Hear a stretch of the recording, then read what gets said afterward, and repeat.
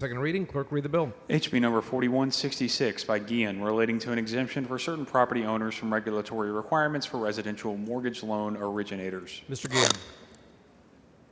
Thank you, Mr. Speaker. Members, this reaffirms a longstanding interpretation that allows sellers of real estate who own or finance to operate through subsidiaries while keeping existing consumer protections in place and maintaining affordability. And there is an amendment. Following amendment, clerk read the amendment. Amendment by Holt. Ms. Holt. Thank you, Mr. Speaker. Members, this amendment is derived from discussions with Representative Guillen yesterday afternoon, and I believe is favorable to him. It just puts up some safeguards in the bill, and I appreciate his willingness to work with me on that and made the bill better. Thank you. Mr. Wu, for what purpose? Would the lady yield for questions? Generally yield for questions. Yes, sir. Yes, please. Generally yields. I apologize. This came up kind of slowly. This is a 1, 2, 3 page amendment. Could you tell us? I mean, this is a lot of stuff. Could you explain what this is and why it's different from the bill? Yes, sir. What this does, and basically you'll see it why it's a 3-page amendment is because it's in 2 separate sections of the bill. It's the same language in 2 different places. One of them says that if you are that you cannot make these transactions if you are under indictment or under known investigation by any law enforcement agency, prosecuting attorney, or the Attorney General for any crime involving the marketing, sale, or transfer of residential real estate.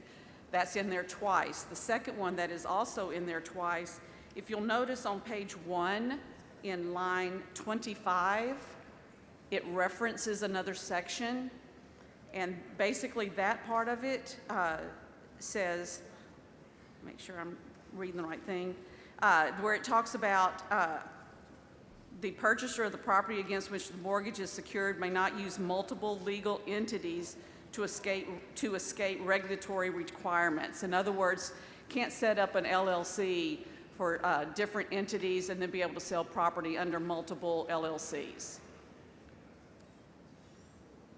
Did that answer your question? So, I'm sorry, on page 2, line 10, starting on line 10, the owner of a real estate is not eligible for an exemption under this if the owner is or is an employee or contractor of an entity that is under indictment for crimes involving marketing or sales. Is that something that's new to the bill? Yes, sir. And if you'll notice, it is on page 1 also. It's in Okay. 2 separate sections of the bill. Same language. How is that different from what's in the bill now? It's adding that section. Okay. Why? Safeguards, protections. What? I'm not sure, were you in here when I was questioning Mr. Representative Guillen yesterday? I don't know. Okay.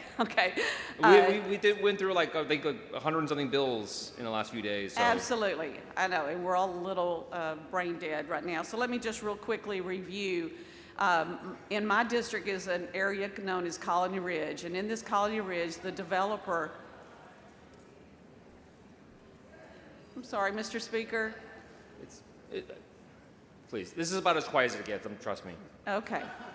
All right. And in this area, the developer has taken advantage of a lot of people in my area, and this is just a section that was added in order that if he is under indictment right now for some of the things that he has done in his development. And so this section here just says that someone, an employee or the contractor who's under indictment or is under investigation by law enforcement or a defendant to any civil or administrative action brought by the United States, so-and-so, you're reading it there, I'm sure, that he would not be able to do that. He or she would not be able to do that. So on line 13, I understand what under indictment means, and it specifically has to be an indictment for a crime alleging some kind of criminal activity involving marketing, sale, or transfer, correct? That's correct. Okay. So what does under investigation mean? Like, from a practical standpoint, I know under indictment is a like black and white kind of thing. Either you're indicted or you're not. Known investigation what do you have to know to be barred from this? Well, I'm not in law enforcement, but I believe it would be the beginning of an investigation, and they would have to have some sort of evidence at that point in order to begin an investigation. So most of the times when the police start investigating someone, they don't tell them. How would a person who's being restricted by this know that they're under investigation if the investigation is confidential? Well, it's under known investigation, so that it would be known. It's not an unknown investigation, it's known. So, and I would assume the investigation occurs before the indictment. What is, I'm just, as a legislative intent, what does known legally mean? Like, do they have to receive a letter? Do they have to be told in person? Is it like a cop just like whispers to them, hey, we're looking at you? The developer would have, they would have to know that they were under investigation. That's the intent of this. Okay.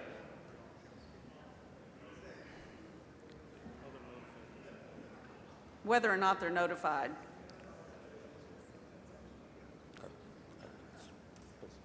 Thank you. Mr. Speaker, Mr. Anchia, for what purpose? will the gentlelady yield? for Does the some gentlelady questions? yield? Yes. She yields All for right, question. So the underlying Guillen bill, I just want to understand how your amendment works with it. That relates to exemptions for certain property owners from regulatory requirements for residential loan mortgage originators. Okay, these are the people who originate the loan mortgages. How does your, what is the additional requirements you are putting on the loan originators? There's two sections, two pieces of this, although it's duplicated in the amendment, it's duplicated twice, but it's the same thing. One has to do with whether they are under investigation, whether they are And under this indictment. is for the, sorry, just. I'm sorry. A clarification. This is for the originator of the loans? Is that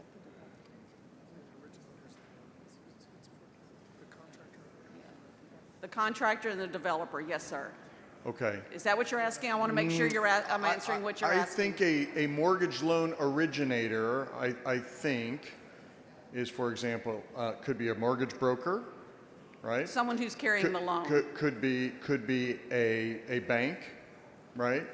Could be a private equity company. I'm trying to understand what additional requirements you are putting on the mortgage loan originators, because that's what the underlying bill is about.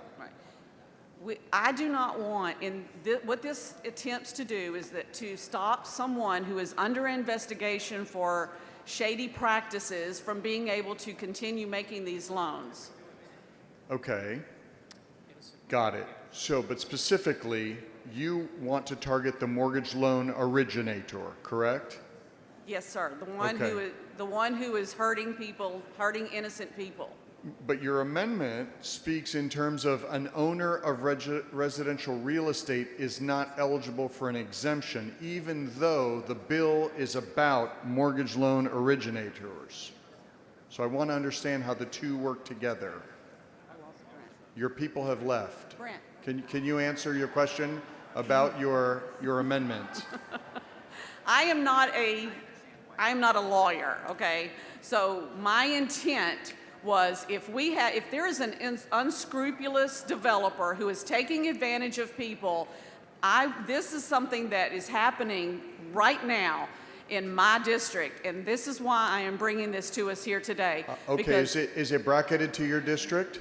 No, it is not, because this is going to happen all across the state of Texas, all across the country, honestly. When you have these gaps in these situations where an unscrupulous developer can take advantage of people. I do not want to So the stop. underlying bill deals with mortgage loan originators, not developers. So I'm just confused by your answer. Let me finish my sentence, and maybe I've misspoke on terminology, but what I'm wanting to do is make sure that someone, I want good developers to do what good developers do, and mortgage loan, to take care, and if they want to have because this developer is writing loans, floating these loans for people, and I want him in what he's doing I'm listening. In what he's doing, I am trying to stop what he's doing happening throughout the state of Texas. Okay. This is, I think your amendment, what you're saying is that you want to deal with developers. The bill talks about mortgage loan originators. Your amendment talks about owners of residential real estate. Those are three separate things, so it's really confusing to follow you. And I understand you're not a lawyer, but you're a lawmaker, and you are trying to make a statewide law here, and I'm not sure it's making sense to me. Okay, so a mortgage loan in can. An owner of residential real estate who makes a first lien mortgage loan to a purchaser of the property against which the mortgage is secured, that's the developer. And that's in Representative Guillen's bill. Okay, can you pull down your amendment so that Gentlelady's we yield can time has take a look expired. at it? Because I understand you're trying to solve something in your district, but this is statewide. The gentlelady's time has expired.